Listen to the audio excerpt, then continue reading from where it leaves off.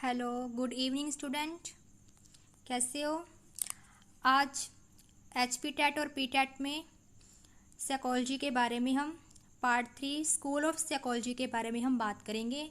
पिछली वीडियो में हमने दो स्कूल वो कर लिए थे, जिसमें एक तो हमने किया था स्ट्रक्चरलिज्म, दूसरा क्या किया था फंक्शनलिज्म। ठीक, स्ट्रक्चरलिज्म में हम इंट्रोस्पेक्टिव मेथड लेकर चले थे और जो फंक्शनलिज्म था उसमें हम ऑब्जर्वेशन, माइंड और हम अनडिविजिबल डिफरेंस लेके चले थे। ठीक, कॉन्शियसनेस माइंड को लेके चले थे।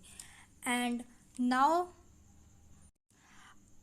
अब हम बात करेंगे बिहेवियरिज्म के बारे में, गैस्लट साइकोलॉजी के बारे में, साइको एनालिसिस के बारे में। ठीक, हमें सबसे जो पहले पता होना चाहिए जो बिहेवियर है वो क्या होता है। ठीक, बिहेवियर क्या होता है? किसी इंसान के व्यवहार के बारे में पता चलना। जैसे आप किसी इंसान के बारे में जब किसी इंसान से आप बात करते हो तो आपको उसके व्यवहार का जो पता चल जाता है। ठीक, जो ज़्यादा बोलने वाला बच्चा है, जे व्यक्ति जो बहुत ही गुस्से वाला है ना। कई होते हैं कि अगर कोई परेशानी हो, प्रॉब्लम हो तो भी हमेशा खुश रहते हैं। तो हम बात करते हैं ना जी, भाई जे इंसान तो बहुत खुश रहता है, इसके व्यवहार में कोई भी चेंज नहीं आया है ना, उसको बोलते हैं बिहेवियरिज्म। ठीक, एंड जो थ्योरी थी जो किसने दी थी? जॉन वॉटसन ने। किसने दी थी? जॉन वॉटसन ने। इसको हम फादर ऑफ बिहेवियरिज्म भी कहते हैं। ठीक, इन्होंने व्यवहार के ऊपर बहुत ही काम किया इस स्कूल के ऊपर। And even Pavlov, B.F. Skinner, Hull, इन्होंने भी इसके ऊपर काम किया। अगर आपको क्वेश्चन आ जाए बिहेवियरिज्म थ्योरी किसने दी तो जॉन वॉटसन ने। एक क्वेश्चन आपका ये हो गया, फादर ऑफ बिहेवियरिज्म किसको कहते हैं? तो हम किसे कहते हैं? जॉन वॉटसन को। ठीक, और फादर ऑफ फंक्शनलिज्म किसको कहते हैं? Founder of functionalism William James को, है ना। Father of behaviour John Watson को। ठीक, देखो आगे इन्होंने लिखा है behaviours are learn through interactions with the environment. Behaviour learn होता है किसी चीज़ को सीखना, थ्रो किसी चीज़ की थ्रो, इंटरेक्शन किसी चीज़ से इंटरेक्शन करना, बात करनी। जैसे किसे हम कहते हैं ना, इसके साथ इंटरेक्शन, है ना, इंटरेक्ट कर लो विद द इन्वायरमेंट। तो जो बिहेवियर है वो हम इन्वायरमेंट के थ्रू जो हम सीख सकते हैं। जैसा हमारा जो इन्वायरमेंट होगा वैसे ही हमारा क्या होगा? व्यवहार होगा। ठीक, तो जैसे सपोज करो एक घर है, ठीक, उसमें हमेशा जो लड़ाई झगड़े का माहौल रहता है, तो उस बच्चे का जो व्यवहार होगा वो कैसा होगा? चिड़चिड़ापन आ जाएगा उसमें, है ना। ठीक, और वो गाली गलौज भी देगा। ठीक है, किसी की बात नहीं मानेगा जैसे उसके घर में माहौल है। और एक फैमिली है जिसमें बच्चा संस्कारी है, उसको मैनर्स है, बैठना उठना, बात करनी किसी के साथ, तो उसका व्यवहार बहुत अच्छा हो गया। ठीक, कैसे? इंटरेक्शन विद द एनवायरनमेंट, जैसा हमारा एनवायरनमेंट होगा वैसा ही जो हमारा व्यवहार होगा।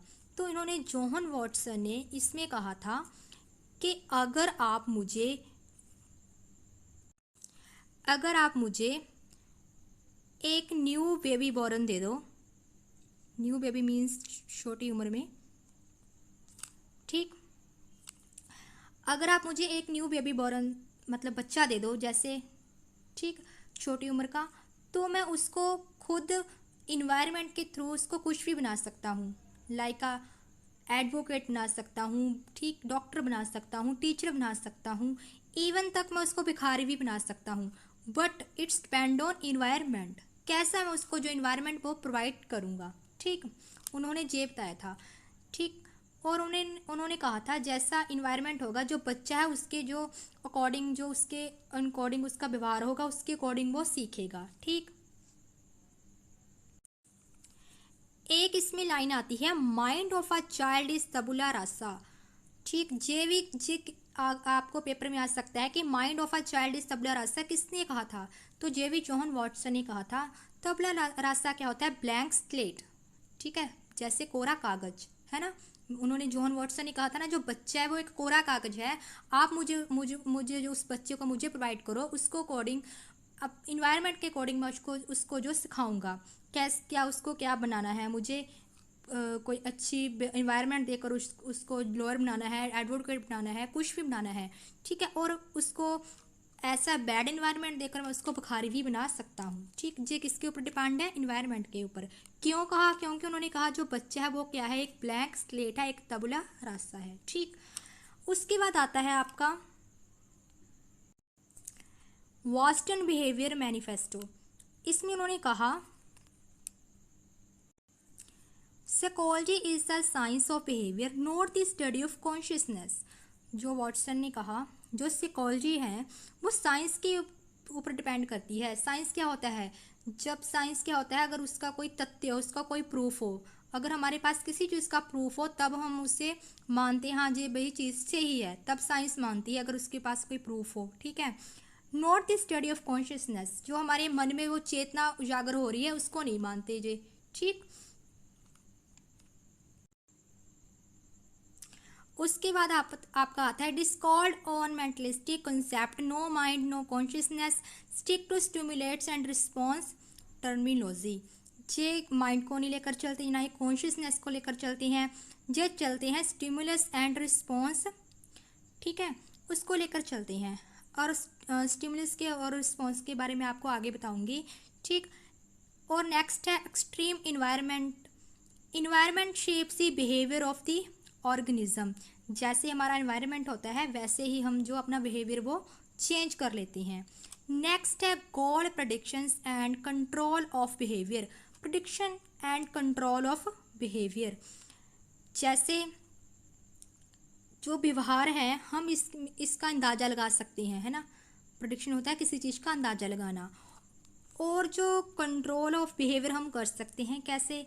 मैंने आपको बताया एक परिवार है, उसमें लड़ाई झगड़े का माहौल, पहले उसमें अच्छा माहौल है सपोज करो, अब जो उसमें लड़ाई झगड़े का माहौल चल पड़ा, तो जो समझदार फैमिली में थोड़े उसमें पर्सन होंगे वो सोचेंगे नहीं, हमने अपने बच्चों को अच्छी परवरिश करनी है, इनका जो व्यवहार है वो अच्छा रखना है, तो वो उनका अंदाज़ा लगा लेंगे कि जो हमारा बच्चा है वो भी ऐसे ही करने लग जाता है, ठीक। तो उसका अंदाज़ा लगा के उस पर क्या करेंगे? वो कंट्रोल करेंगे उसके बिहेवियर के ऊपर, ठीक, कि बच्चे ऐसे नहीं करना, आपने अच्छा व्यवहार करेंगे उसके साथ। फिर वो उनको जो अच्छे इन्वायरमेंट दे के उसके अकॉर्डिंग जो अपने बच्चे को वो ठीक कर सकता है, प्रेडिक्शन करके उसका कंट्रोल ऑफ बिहेवियर वो कर सकते हैं, ठीक। एक तो जो ऑब्जर्वेशन पे डिपेंड करता है, कंडीशनिंग और एक्सपीरियंस, ठीक। जैसे ऑब्जर्वेशन किसी के बारे में ऑब्जर्व करना, उसका व्यवहार कैसा है। कंडीशनिंग होती है कि जैसे कंडीशनिंग, जैसे एक बच्चा होता है उसको हम, जैसे एक बच्चा है, ठीक, उसको हम बता देते हैं कि उसको इन्वायरमेंट वैसा देकर, ठीक, तो हम कह देते हैं कि ये आपके ऊपर कंडीशन जो लागू होती है, ठीक है। जैसे कोई बच्चा लड़ाई झगड़े के माहौल में घर में है तो हम उसको डांट देते हैं कि ऐसा नहीं करना आपने, तो उसमें कंडीशन लागू हो जाती है, तो बच्चा वो समझदार बन जाता है, ठीक। देन एक्सपीरियंस, जैसे जैसे हमारा लाइफ में एक्सपीरियंस बढ़ता रहता है, हमें कुछ पेरेंट्स सिखाते हैं, जैसे जैसे भी कुछ हम सीखते हैं, एनवायरनमेंट के अकॉर्डिंग हम सीखते हैं, तो क्या हमारा जो एक्सपीरियंस होता है हम उससे आगे बेटर जो करने की कोशिश करते हैं, अपने व्यवहार में जो चेंज वो लेकर आते हैं, ठीक। तो एक वर्ड बोला था मैंने ऊपर, स्टिमुलेट एंड रिस्पॉन्स, ठीक। अब स्टिमुलेट क्या होता है? उत्तेजना। रिस्पॉन्स क्या होता है? प्रतिक्रिया। अब इसका मीनिंग होता है फिजिकली चीज़ों को देख के एक्शन लेना, फिजिकल चीज़ें उनको देख के एक्शन लेना। सपोज करो आप एक रूम में सो रहे हो और आपके रूम में कोई आए, वो घंटी बजाते हैं आपके रूम में आकर, ठीक। आप सो रहे हो, आपको नहीं पता, आपके जब घंटी बजेगी तो आपके मन में एक उत्तेजना होगी जी किसकी आवाज़ आ रही है। जब आपके सामने वो खड़ा होगा घंटी लेकर कोई, तो फिर आपको उस समय आपकी जो प्रतिक्रिया वो क्या होगी? गुस्से वाली होगी, आपने मेरी नींद खराब कर दी, या आपको डर लगेगा कि जी भाई पता नहीं किसकी आवाज़ आ गई जी। तो उस समय जो फिजिकली चीज़ को देख के आपको जो एक्शन लेते हैं उसमें उसको बोलते हैं हम स्टिमुलेट एंड रिस्पॉन्स, ठीक। तो जॉन वॉटसन ने एक थ्योरी दी थी इसमें, little Albert export to stimulus and observed. अब जो कंडीशनिंग वाला टॉपिक था ऊपर, वो इसमें डिपेंड करता है कि कंडीशनिंग क्या होती है, ठीक। देखो इसमें एक बच्चा है, बिफोर कंडीशनिंग उसको एक वाइट रैट है, हम बच्चे को सामने एक वाइट रैट जो लेकर आए, हम उसके सामने जो वाइट रैट लेकर एक आए, तो जब बच्चे ने वाइट रैट देखा, उसकी कोई कंडीशन नहीं थी, वो हंस रहा है, ना ही उसको कोई डर है, ना ही उसको कोई फीलिंग आ रही है कि हाँ जी रैट आ गया, कुछ नहीं है, वो अच्छा महसूस कर रहा है उसके साथ। ठीक, तो क्या हुआ, जब रैट लेकर आए तो किसी ने steel war hit with a hammer, तो स्टील वार के साथ जो हैमर को उसके साथ टच किया, तो एक क्या हुआ, एक लाउड सी नॉइस पैदा हुई। वो डरावनी सी आवाज़ देखकर जो बच्चा है वो डर गया, वो रोने लग पड़ा। ठीक, जैसे ही इसको टच किया इसको इसके साथ, तो जो बच्चा है वो रोने लग पड़ा। ठीक, फिर उसके बाद ड्यूरिंग कंडीशन फिर यही कंडीशन हुई, नेट न्यूट्रल स्टिमुलस वाइट ट्रैट आया उसके सामने, फिर उसके प्लस क्या किया, जे जो हैमर था इसको स्टील के साथ जो टच किया, फिर एक नॉइस पैदा हुई, तो जो बच्चा फिर वो डरने लग पड़ा। अब जो कंडीशनिंग ऊपर कंसेप्ट किया था उसकी इसमें लागू होती है, वो जो कंडीशनिंग है इसके ऊपर डिपेंड होगी। ठीक, जो बच्चा है वो जब उसको पता चलेगा, जब वाइट रैट आएगा तो एक लाउड सी नॉइस जो पैदा होगी वो डरावनी होगी, तो वो डर जाएगा। ठीक, अगर हम ये कंडीशन 2-3 बार करें बच्चे के ऊपर कि भाई रैट लिया और फिर पहले उसको हैमर को स्टील के साथ टच किया तो एक लाउड सी नॉइस पैदा हुई। ठीक, तो जो बच्चा वो डर गया। देन उसके बाद क्या है, आफ्टर कंडीशनिंग, अब जो बच्चे के मन में है वो कंडीशन बैठ की है, भाई जब वही रैट आएगा तो एक लाउड सी नॉइस पैदा होगी जिससे मैं डर जाऊंगा। अब क्या किया उन्होंने, आफ्टर कंडीशनिंग रैट लिया, अब नहीं उसको टच किया हैमर को उसके साथ स्टील बटन स्टील के साथ। अब जो बच्चे के मन में कंडीशन बैठ गई, अब वो रैट को देख के डरने लग गया, वो रोने लग गया कि अब जब रैट आएगा उसको वाइट रैट कोई भी मतलब उसको लेकर आओ तो वो डर जाएगा, पहले रोना शुरू कर देगा। अगर किसी ने घर में भी वाइट कपड़े पहने हो तो भी अपना वो डर जाएगा वाइट रैट फर वाले के साथ। अगर कोई इसको फर वाली जैसे ही चीज़ दिखी तो वो क्या हो जाएगा, डर जाएगा। इसके उस मतलब जैसे जैसे उसको एक बार उसको टच किया हैमर को स्टील के साथ, फिर दूसरी बार किया तो उसके मन में जो कंडीशन बैठ गई, इसको जॉन वॉटसन ने कंडीशनिंग के ऊपर जो डिपेंड थे। ठीक, जैसे जैसे उसको इन्वायरमेंट प्रोवाइड किया ना बच्चे को, वैसे वैसे वो सीख गया, है ना। ये था वह आपका बिहेवियरिज्म के ऊपर टॉपिक। ठीक, बिहेवियरिज्म क्या है, व्यवहार में चेंज लाना इन्वायरमेंट के अकॉर्डिंग, कंडीशनिंग के अकॉर्डिंग। ठीक, जैसे हमारा इन्वायरमेंट होगा वैसी कंडीशन होगी, वैसे ही जो बच्चा वो सीख जाता है। ठीक, इसमें से आपके 5-6 क्वेश्चन हो जाते हैं कि लिटिल एडवर्ड किसने थ्योरी दी थी, जॉन वॉटसन ने दी थी। ठीक, और बिहेवियरिज्म फादर ऑफ बिहेवियरिज्म कौन है, जॉन वॉटसन है। किन किन कंडीशनों के ऊपर डिपेंड करता है वो। ठीक, उसके बाद आपका आता है गैस्लर्ट साइकोलॉजी। जो ये थ्योरी है ये किसने दी थी, मार्क्स वर्दीमर ने। कब दी थी, 1912 में। कब दी थी, 1912 में। और कोहलबर्ग ने दी थी, कॉफका। ठीक, इन्होंने भी इसके ऊपर जो काम किया था। अब जो उन्होंने बताया जो गैसलेट शब्द है वो कहाँ से आया, जर्मन शब्द है, वो एक कॉन्फ़िगरेशन से आया। फिगर मीन्स होता है शेप, किसी चीज़ को फॉर्म देना। ठीक, तो उन्होंने इसमें क्या कहा, understand the whole part of things. हमारे पास कोई भी चीज़ है उसको हम पूरी तरह से अंडरस्टैंड करेंगे। सपोज एग्जांपल, जैसे आपके पास एक बुक पड़ी है, वो पोइट्री की बुक है, जैसे स्टोरी की बुक ले लो। ठीक, तो आपने देखा मेरे पास जो स्टोरी की बुक पड़ी है, तो इस बुक पढ़ी है, आपने देखा ऊपर से इसका हेडिंग जो स्टोरी की बुक है। ठीक, तो इसका जो कलर है वो रेड है बस, और आपने नहीं देखा, तो आपने वो ऊपर ऊपर से देख लिया। बट इन्होंने क्या कहा, understand the whole part, means पूरे पार्ट को देखो, उस चीज़ को, जो भी आपने कोई भी चीज़ आपके सामने है, बुक ले लो, कोई व्यक्ति है, कुछ भी देख लो। ठीक है, तो आप उसके मतलब पूरे पार्ट को ऑब्जर्व करो ये कैसे है। ठीक, तो जब हम उस बुक में से स्टोरी पढ़ेंगे, उसमें हाँ इसमें ये स्टोरी दी है, तब हम जो उसके बारे में पता लगा सकते हैं। ठीक, इसके बाद एक आपका वर्ड आता है पिनोमिया।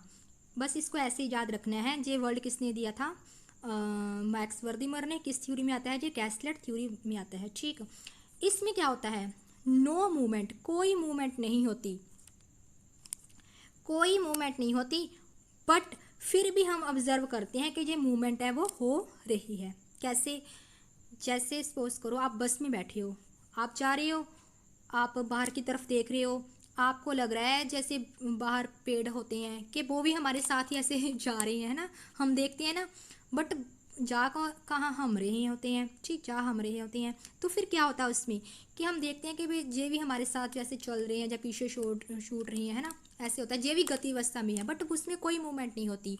बस आपको इसमें यही कंसेप्ट रखना है, ये जो पेनोमिया वर्ड है, ये किस में आता है, गैसलेट थ्योरी में आता है। ठीक,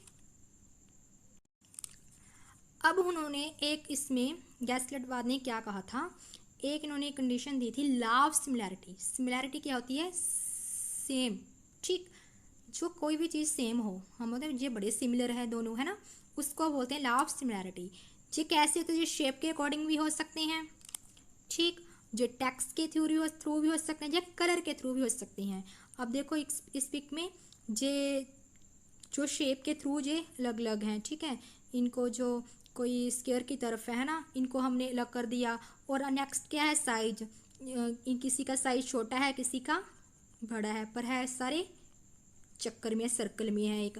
देन उसके बाद क्या आता है आपका कलर, कलर के थ्रू हम इसको अलग अलग करेंगे। जो ये है सिमिलैरिटी है, जे किसी भी चीज़ की जो सेम सेम जो होते हैं, हम उनको इकट्ठा कर लेते हैं, उसको बोलते हैं सिमिलैरिटी। सिमिलैरिटी बात हम करते हैं, जैसे हम कहीं जैसे हमने जो इस पिक को देखा, इस पिक को देखा तो हमारे माइंड में क्या आ गया जी, हाँ इसमें कलर सेम सेम है, जैसे इसमें साइज इसको अलग कर देते, इसको अलग कर देते हैं ना, जी हमारे माइंड में जो बात आती है उसको बोलते हैं हम similarity. Law of closure, law of closure क्या होता है, tendency of finishing the unfinished object. Tendency क्या होता है, इच्छा जो हमारे मन में होती है। तो उन्होंने क्या बोला, जो हमारे मन में इच्छा हो रही है किसी चीज़ को फिनिश करने की, किसको, जो अनफिनिश्ड ऑब्जेक्ट है। फॉर एग्जांपल, जी आपको एग्जांपल में जैसे सर्कल है हमारे, मैंने इस सर्कल इसको देखा, भाई इसमें जो स्पेस है, जिस सर्कल बन रहा है, अब मेरे मन में इच्छा पैदा होगी कि मैं इसको जो पूरा कर दूं, है ना, तो इसको मैं पूरा कर दूं। ठीक है, तो मैंने ये मेरा क्या होगा, लॉ ऑफ क्लाउजर। ठीक,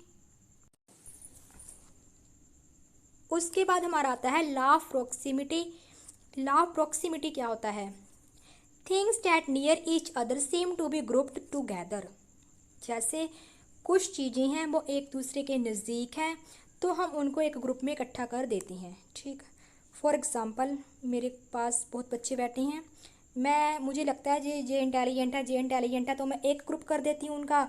और थोड़े जे मीडियम के बच्चे हैं, तो इनमें इनका जो मैं एक ग्रुप कर देती हूँ। ठीक, जो क्लास में सभी बच्चे मतलब होते हैं ना प्रेजेंट, उनको मैं अलग अलग कर देती हूँ। ठीक है, फॉर एग्ज़ाम्पल, एंड फॉर एक देखो पिक्स में जे वाइट है। ठीक, इसमें क्या किया मैंने, 1 2 3 4 5 6, ठीक, इनको मैंने अलग कर दिया। जो ट्रायंगल वाले, इनको मैं सर्कल को मैं अलग कर दिया, जो ट्रायंगल्स है वो मैंने अलग कर दिया। मैंने देखा जे एक मतलब वाइट वाइट जो एक शेप के हैं, जो बहुत ही नियर है, इनको मैंने अलग कर दिया और दूसरे को मैंने अलग कर दिया। ठीक, नेक्स्ट आता है law of figure and ground. Figure क्या होती है, कोई शेप, ग्राउंड क्या होता है उसका पिछला, ठीक, जो हमारा उसका बैकग्राउंड होता है। तो उन्होंने कहा, ये मैंने आपको जो दिया है याद रखने के लिए, क्या है, eyes differentiate object from its surroundings. जो हमारी आइज है जो ऑब्जर्व करती हैं कि इस, जैसे फॉर एग्जांपल जिस सर्कल बना है, ये आपका जो सर्कल है, ये किसके ऊपर है, ये वाइट शीट के ऊपर है। तो क्या आएगा अब इसका, black shape on the white sheet, then white sheet is the background. ठीक है, इन्होंने इसमें ये भी बताया था कि जो ब्लैक शेप है वो किसके ऊपर है, वाइट शीट के ऊपर है, तो इसका बैकग्राउंड क्या हो गया, वाइट शीट। ठीक, कौन कौन सी अब इन्होंने दिए, law of figure and ground दिया, प्रॉक्सिमिटी दिया, ठीक, सिमिलैरिटी दिया। ठीक, इसमें आपको ये याद रखना है किस किसने जो ये वाले लो है जो किसने दिए, गैसलेट में मैक्सवर्दी ने दिए। ठीक, अगर आपको क्वेश्चन आ जाए पेपर में। उसके बाद आपका टॉपिक है साइको एनालिसिस।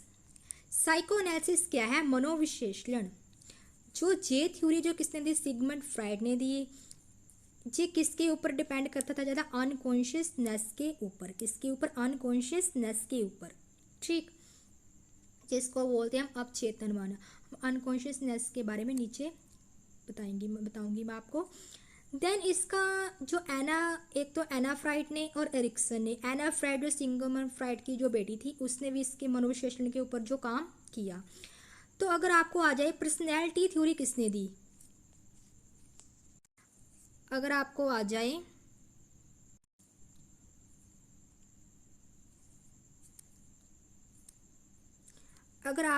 ये पर्सनैलिटी थ्योरी किसने दी, तो सिगमंड फ्रॉइड ने। पर्सनैलिटी थ्योरी के बारे में हम आगे वीडियो में करेंगे। इसमें होता है इद, ईगो, सुपर ईगो, वो क्या होती है, ठीक है, इसके बारे में हम बाद में करेंगे। ठीक, अगर आपको बता दें ड्रीम एनालिसिस भी इसके थ्योरी में आते हैं। ठीक, अब आपका आता है माइंड। तो इन्होंने माइंड के ऊपर काम किया। अब जो माइंड है ये क्या है? जो हमारा माइंड है, कॉन्शियसनेस माइंड होता है, एक होता है आपका सबकॉन्शियस माइंड, एक होता है अनकॉन्शियस माइंड। ठीक, कॉन्शियस माइंड क्या है आपका? What we reveal. जो कॉन्शियसनेस है वो हम, जैसे कॉन्शियसनेस क्या होता है? चेतन मन। जैसे मैं आपको पढ़ा रही हूँ।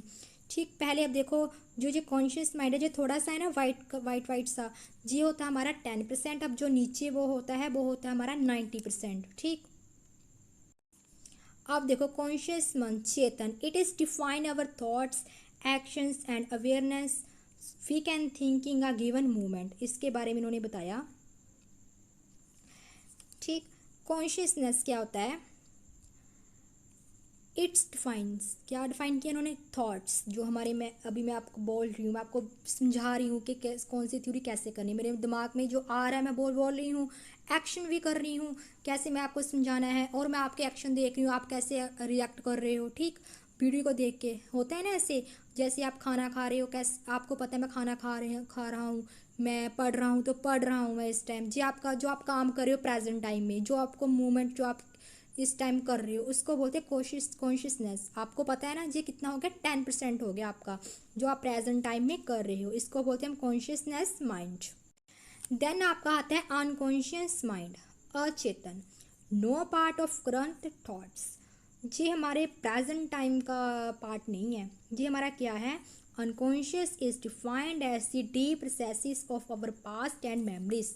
जैसे जब हम छोटे होते थे, हम कैसे जो हरकतें करते थे, है ना, लड़ते थे, झगड़ते थे, है ना, रोते थे ज़्यादा, तो हमें याद नहीं रहता है ना कि हम ऐसे करते थे।